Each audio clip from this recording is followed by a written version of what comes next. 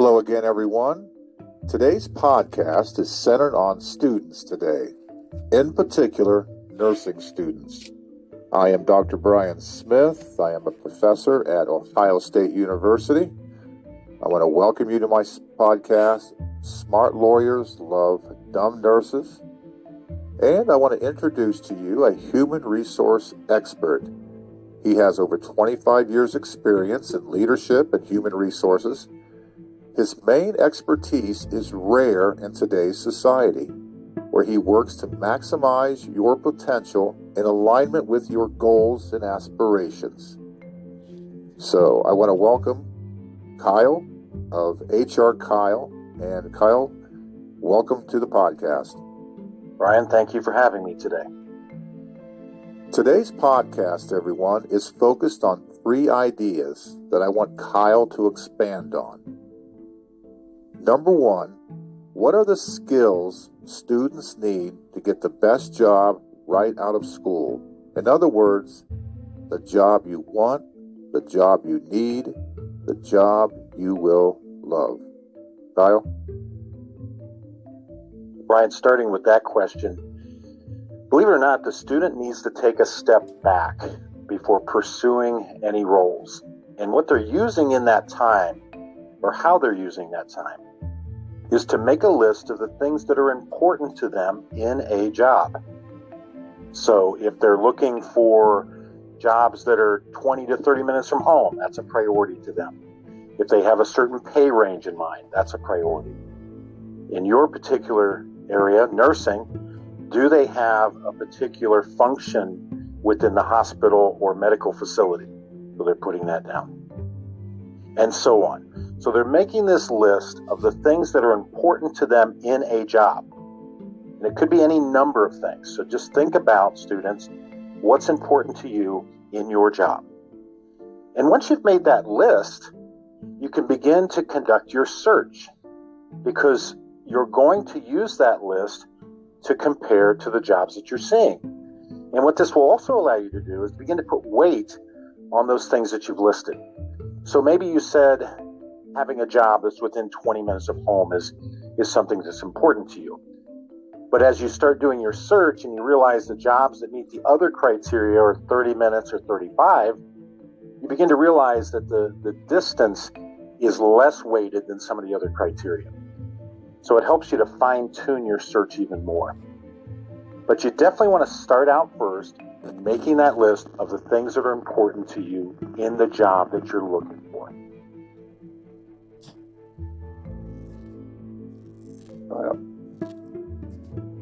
Kyle, that's great advice. And I also want to add that we want to be as positive as we can in our inner dialogue with ourselves before we go out on the job search.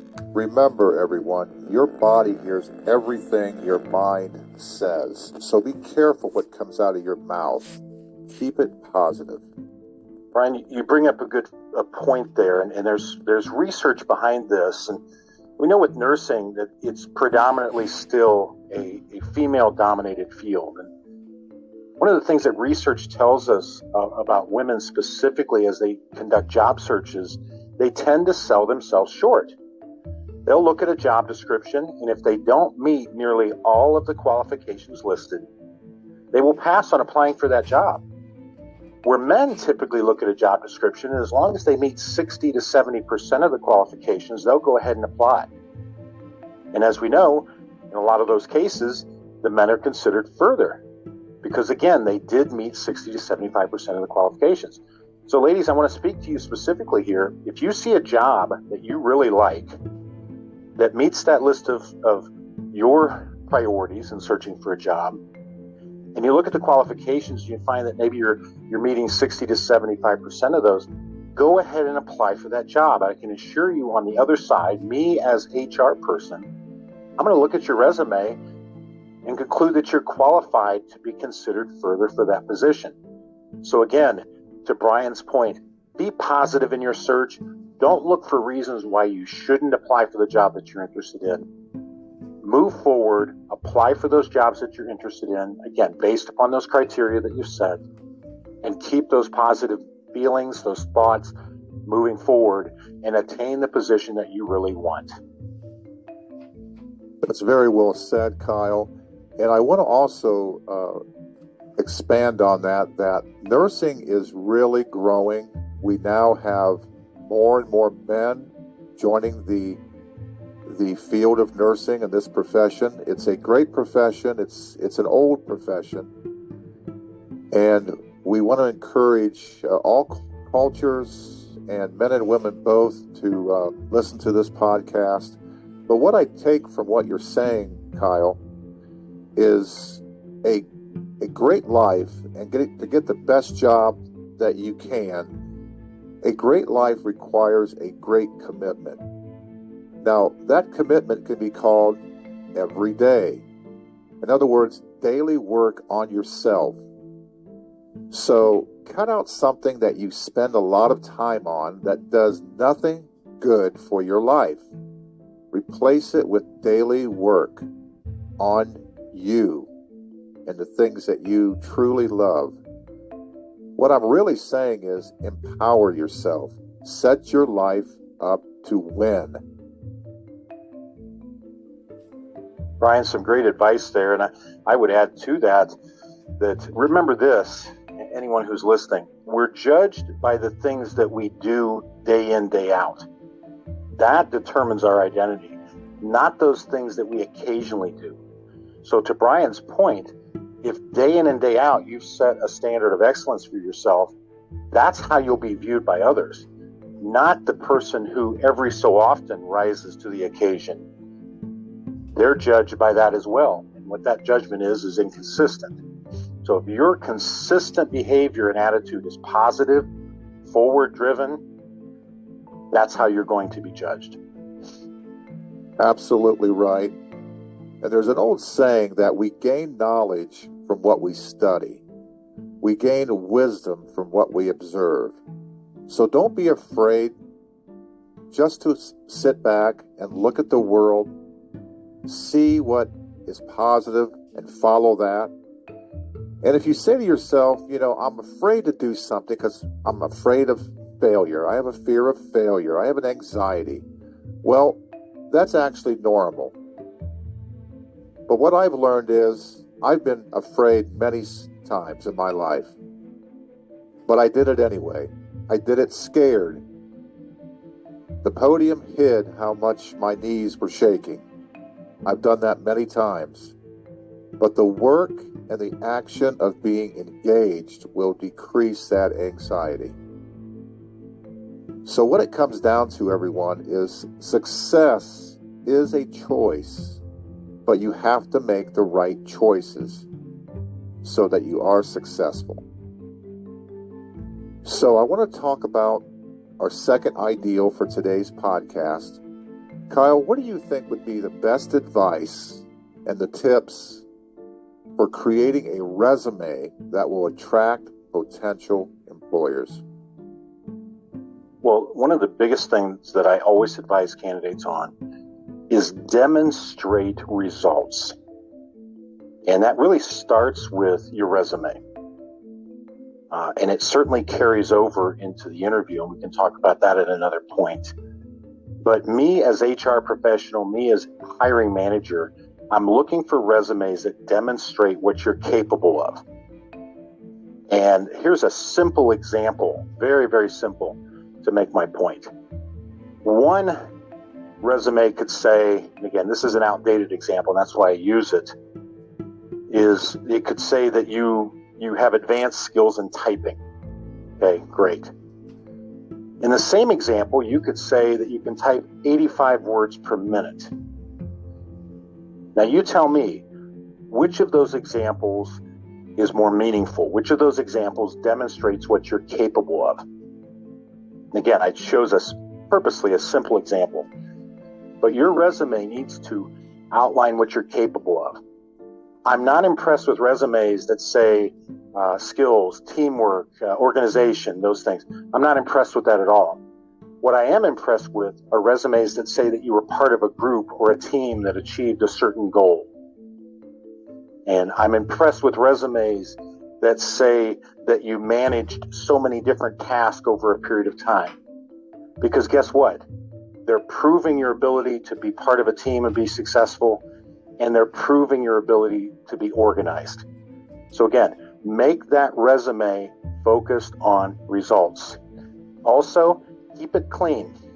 And what I mean there is, don't include profanity, of course, but make sure it has a good, clean look to follow.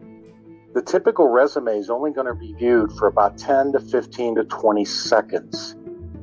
So I need to be able to look at that resume and get the information that I need from it very quickly. The best way that I accomplish that is through a clean, neat resume. We're fortunate in this day and age that there's a lot of really good templates on the internet that you can follow. So I suggest that you go out there, invest the time to create a resume that's clean and neat to look at and quick to view. That is tremendous advice, Kyle.